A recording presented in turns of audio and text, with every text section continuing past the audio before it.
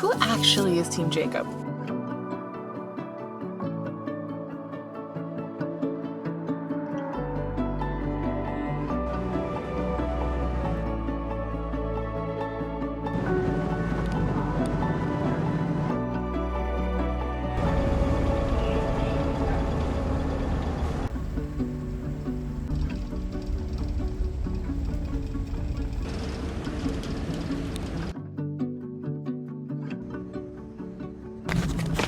Man, I think they're just doing the announcement for arriving. Good morning and welcome to this vlog. I'm very excited. I'm also starving. I got a breakfast sandwich from the ferry. Oh, hold on. I'm on the Edmonds to Kingston ferry, which is quite a quick crossing, probably about 15 minutes. It's 8 a.m. on a Monday because I tried to catch sunrise. But with sunrises and sunsets, you know, it's all based on clouds. Too cloudy today. We got the tiniest sliver of like a pinky, orangey red, but I don't even think the camera picked it up. It still feels good to be up and at 'em and early this morning.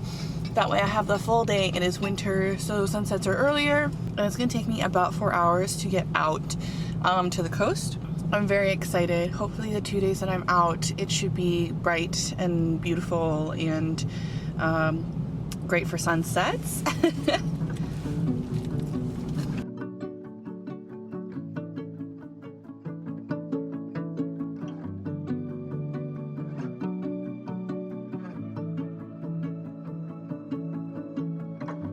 Desperation typify the eternal human condition. Destitution, he argued, is intrinsic to the calculus of mammalian reproduction.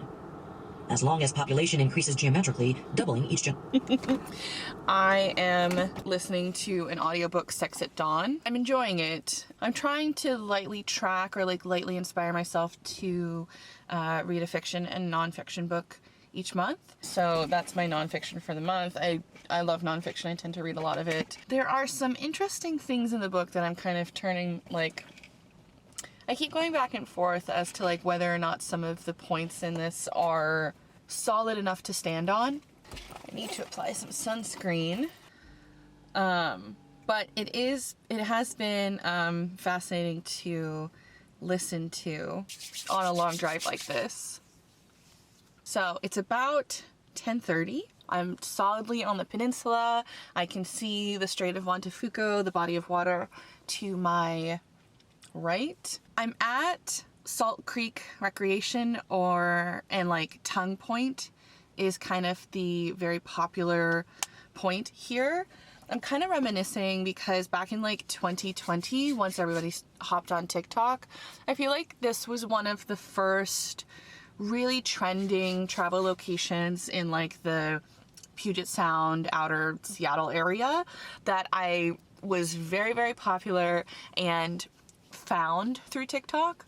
And it's just reminiscent of like that time, and I don't know, it feels kind of poetic coming back here on the eve of TikTok being banned in the US. So I've been here once before, and this place is really cool because it has this like island that juts out. I think that was kind of the very like popular and exciting part of this location. I didn't check tide guides. I was just like, based on my itinerary and my route, like, and the things I wanted to do today, like I was just gonna get here when I get here. So I've been here at low tide, I've been here at high tide. I'm hoping for high tide just to get that kind of island look, but we get what we get. I did get a coffee from one of those like drive-through baristas. So I got an almond latte, and it's been doing the job. It's been doing the thing. Let's go walk around and enjoy the beautiful sun. There has been such a lovely dusting of frost on the drive here. So I'm hoping, I don't see any here. I was hoping there would be, but it was pretty magical and picturesque to be driving and just seeing all this really light frost on some of the barns and farm fields. Reminds you that this is winter. So, all right, let's go walk around. Ugh, it feels so good just being this close to the water. Oh my God, that's a big swell.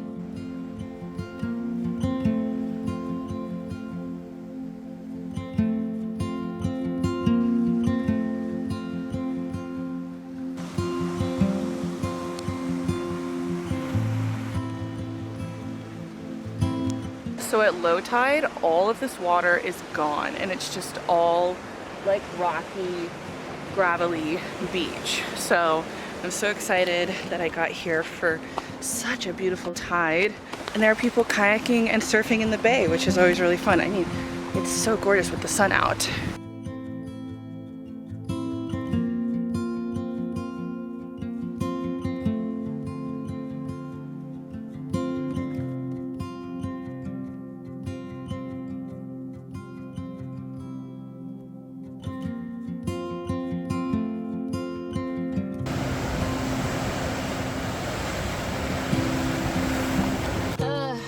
I'm now on my wide lens. Yeah, taking some photos with the wide really encapsulates all of the elements going on, so I'm glad I grabbed that on the way out. I don't use my wide as much as I should. It really does help, especially with landscapes, kind of making things more grand. That was so gorgeous. Perfect timing with the sun really coming up and out and brightening everything. And I think right now it's kind of getting a little bit behind some soft clouds, so this is perfect. And I pretty much had that little walkway to myself the whole time that I was like running around taking like solo photos of myself, which was perfect because it's such a narrow space and I have to do it several times running back and forth. Like I was sweating a little bit, got a little tiny workout in. I might even lose this sweater. And then some folks started to show up once I was about ready to leave, so that was perfect timing. Oh yeah, and there's some more as well. There are campsites here. This would be like a gorgeous place to camp, like of course by the water, so beautiful, so lovely. And yeah, there are some campers here, so maybe everybody's waking up. It is a Monday though. So with that, so I don't know if I brought all the way down. The little walkway leads you to a rock outcropping that can go out, and when it is low tide, again, all of that is just gravel and beach, so you can walk down that and then walk to the island. I've been looking at all of the giant gatherings of seaweed by like the shoreline and hoping to see some otters, but haven't yet. On to the next stop. We're looking to get some cloud stuff, so I'm hoping the farther on I get, the more sunshine we'll get again. But I'm heading to Cape Flattery, which I already purchased my permit. It is on Macaw reservation land, and so I bought my permit, but I don't have a printer because ew, printers. Okay, I have a printer, but setting it up and using it is a goddamn nightmare. If you don't buy your permit ahead, you can buy it at the Cultural Museum Center, I believe. Cape Flattery is like a half hour outside of Macaw, and you cannot buy your permit there. So if you are going to Cape Flattery, you have to have your permit beforehand. Otherwise, it's just like another trek back out and in. So I'm not sure how far that is. Probably at least another hour, maybe even 2. So best to be hitting the road.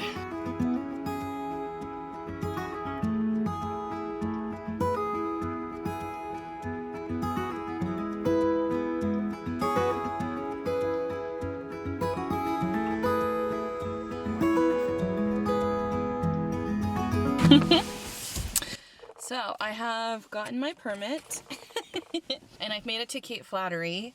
It is about 2:30 and I think it's going to be perfect. The sun seems to kind of be breaking through the clouds a little bit. It's been quite a dreary drive. I think everything is landing in a way that we should have some nice brightness out into the ocean, which is perfect. I don't know if I want to do sunset here because it is a very short hike. I think it's about a mile. I saw a sign, I got nervous, 2.5, but it actually says 25 minutes. So I think it's about a mile in. And I don't know, I just don't want to do that in the dark. So part of me is hoping that I just go, run, do that. I guess spend like an hour and a half here. Oh man, I'm pretty far from my cabin. That was another thing. I was hoping to do this and then do sunset closer to where my cabin is in La Push, but the day is just, you know, it takes so long to get out here. It can't be helped. All right, I have a flashlight. Maybe I can run in and run out really quickly.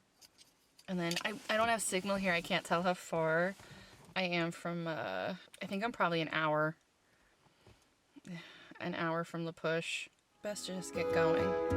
God, could you imagine? It's so amazing.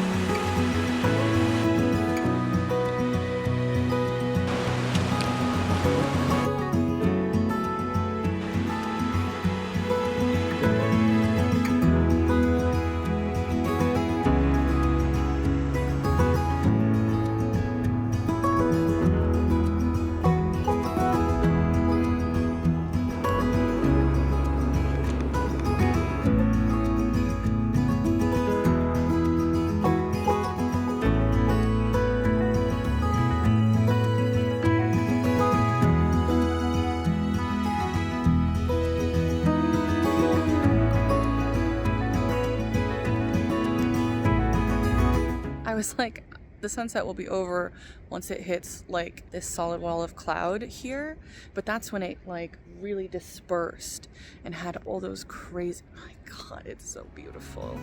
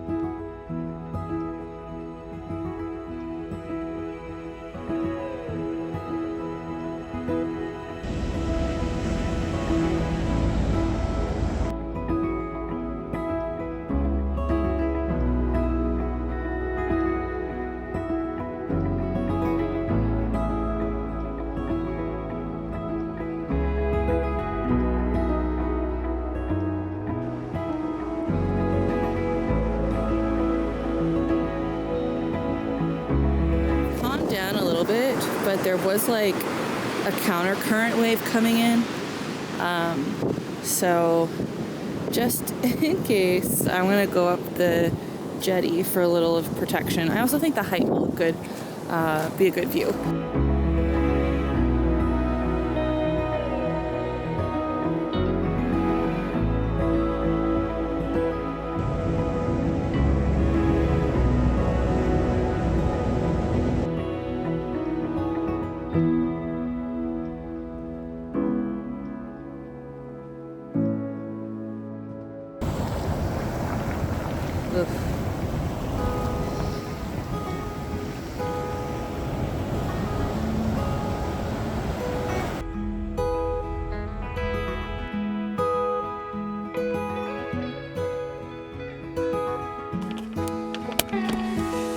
Okay, but like, who actually is Team Jacob?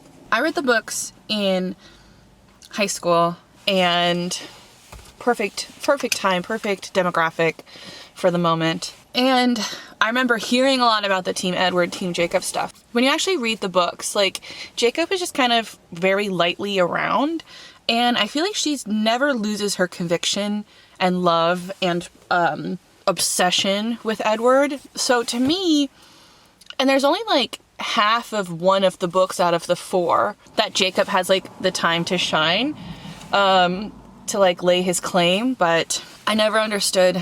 I mean, of course people like him as a character, and I think they want him to be the lead or to be the romantic interest. My friend in high school who got me onto reading the books was Team Jacob. I think she liked that like sweet, soft, warm, friendly boy next door energy that he is. And she actually wound up dating and marrying a guy that really reminded her of Jacob, which I think is so sweet. 1000% Team Edward. Like, no joke. Oh, and then reading Midnight Sun, where he's so delightfully insufferable. For those who aren't aware, like, I'm in La Push next to Forks, which Forks is the setting for the Twilight series. Stephanie Meyer had never visited this area, but Forks has had, I'm not sure if it still is considered the rainiest place in the US, has the most days of cloud cover and rain in the US. And then La Push is where Jacob and the werewolves live, the part of the Quileute tribe. And of course, a lot of things about cultural appropriation with that. But there is something quite delightful about how the town has embraced the Twilight fandom-ness. I went into Forks last night for dinner, and yeah, passed by some of the signage and posters and stuff of Twilight. It's quite a really small town. I think the caution... Is that signal? Do I have signal? Not really. I found some beaches last night after Cape Flattery and caught the most beautiful sunset. I can't believe I almost left right before it got spectacular and vibrant. I'm always so impatient when it comes to sunrises and sunsets. I think because I'm, you're so cold, you're ready to be home or ready to be on to the next thing, but I always know I have to be patient. I was patient this morning with my sunrise, but the beaches I went to, I believe you would still need the Macaw reservation pass. I really chose those places for time. To get to what I was hoping to do was Rialto, or like the La Push beaches out here. It took me an hour and a half to get out here, so definitely not enough time, which is a bummer, because having those sea rocks would have been gorgeous with the colors and the lights. It's just really inspiring me to like keep pushing for sunsets like this, especially in the winter time. So I had dinner in Forks. I've seen a bunch of places serving Indian fried bread, and I really wanted some for lunch yesterday, but a lot of the places were closed since it's like a Monday, and it's like the universal no restaurants are open day. But I just went to a diner, pretty cute, delicious burger, and then I went to my cabin. Now, I have a lot about this cabin. So I rented a cabin. I saw the photos and I was like, this is so cute, and it is very, very cute. But I don't think I really considered the location. I was like, oh great, like La Push. I figured it was going to be like several cabins in a row in a like kind of like a resort type feel. And not so in the middle of nowhere, but no signal, no Wi-Fi, and they've done that on purpose. They're like, we've picked such a picturesque and beautiful calming area, and we want people to enjoy the nature. Fine. But for me, and I always hate doing this, like I prefer to check into like where I'm staying during the day and then go run out and do sunset and then come back. But a lot of the times with how my itineraries are, I have to check into my hotels or my Airbnbs or lodging at night, which freaks me out. There are neighbors and stuff, but I don't know, there's just something a little eepy creepy. I was very close to running back to Forks and getting a proper hotel with Wi-Fi and a bathroom, but I'm glad I did it. It is one step closer to my bucket list goal of being able to camp by myself. I feel very comfortable traveling by myself, staying at hotels and Airbnbs and renting rooms and all that stuff. But camping is like the next level. Usually when I camp with friends and family, like I still don't really get a good sleep. I'm still kind of feel like on edge. But so this is kind of like a little baby step in the realms of like camping on my own. I don't know if I'm ready. The cabin is like one room, so it really is, I would say, perfect for like couples. Very romantic. So part of me is like, this wasn't the right vibe. I don't know. I was just very excited by how cute the photos were. And like I said, it is a really cute and beautiful location. I ran out to La Push for sunrise. I was considering, the initial plan was to go to the Tree of Life for sunrise, but that's about an hour away. And I want to go through Forks and Crescent Lake on my way back. And so if I go an hour south, it doesn't make sense to come back up an hour and then 4 hours around back to Seattle. It would just make sense to keep going down south to make the loop back home. I really just forget how far everything is out on the peninsula. There are these stunning photos of the sun peeking through the Tree of Life, and you can only get that at sunrise because of the angle, like you have to face east. However, I keep seeing all these things about the Tree of Life is like dying, it's slumping, it's breaking, it's all this stuff. I feel like I've heard it's dying for the past like 3 years. But I do think at some point I should make an effort to go out there. I don't know, maybe in the summer I might do another trip. I feel like that might be good for the sunrise, but for sunsets in the summer there are no clouds. So you don't get those like vibrant pink patches in the sky. My other thought closer to my cabin was Second Beach. It's not a bad height. I don't have signal. I wanted to double check. I think it's 2 miles round trip, maybe like 200 elevation gain, like nothing crazy. I don't know. I just wasn't feeling it this morning to go on a hike in the dark, like not having the most restful time in my solo cabin experience in the middle of the woods. I'm feeling kind of like a little weenie, but little pushes, I guess, little progress, little momentum, little, you know, discomforts to grow. Ugh.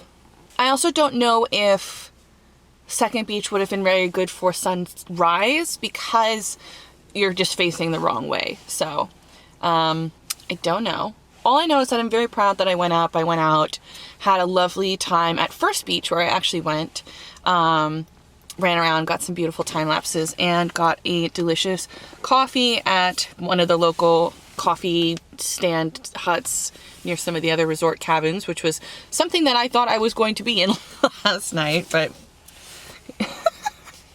she made it extra sweet, which is my favorite. It's perfect, hitting the spot, all that jazz. Okay, I want to go back to the cabin. I want to take a couple of pictures. I want to actually like enjoy it in the daytime a little bit, and then I just need signal. I just need to plan what I like want to do and all that stuff. So maybe head into Forks for like a quick lunch. Hopefully my pants dry. I thought about bringing extra pants because I was like, what if you get like the ocean on you or whatever? But no. No. All right, let's go to the cabin.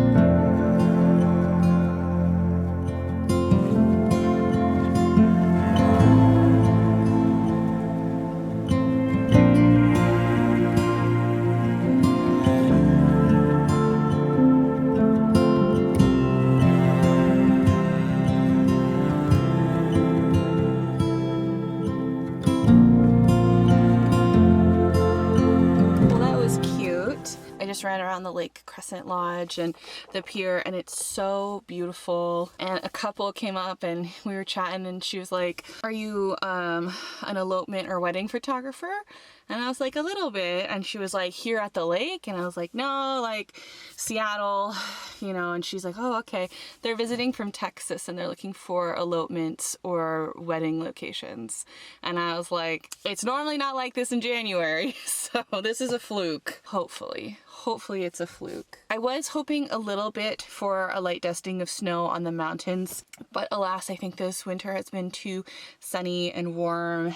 Man, walking around and just driving back, I've been thinking about future trips. I definitely want to do a summer trip to Lake Crescent. There's some hiking that I want to do around here, but definitely want to go swimming. Swimming is something I wish I did more of, but living in the Pacific Northwest, it's cold, and a lot of my friends don't like the cold. I don't mind it. I mean, of course, it's not no tropical vacation, fun in the sun type deal, but I don't know. I need more people to go swimming with. I would like to be more of a swimmer, and the waters were so clear and inviting.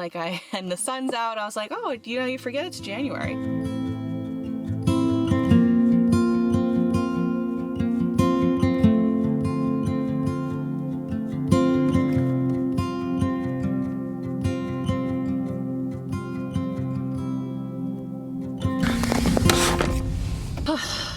I've made it to the ferry.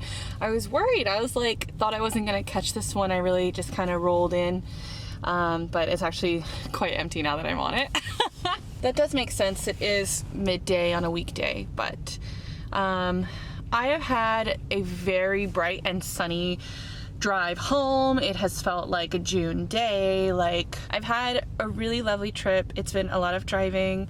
I think with this, I was going back and forth as to whether I wanted to do 3 days, and just with the amount of traveling I'm doing in January, I decided to only do one night. But part of me thinks that if I were to do something like this again, I would want to do a long weekend type of deal. It just takes so long to get out there, and like I said before, a lot of the main points or interests or draws on the peninsula are just so far apart. Pretty much everything's at least like an hour or so away from each other. All that driving time racks up. But I'm very inspired, which is wonderful. That sunset last night was fabulous. The sunrise this morning, gorgeous. But yeah, just feeling really inspired and so excited to edit all my photos. So with that, I want to say thank you guys so much for watching. Happy travels from me to you, and get home safely. Bye guys.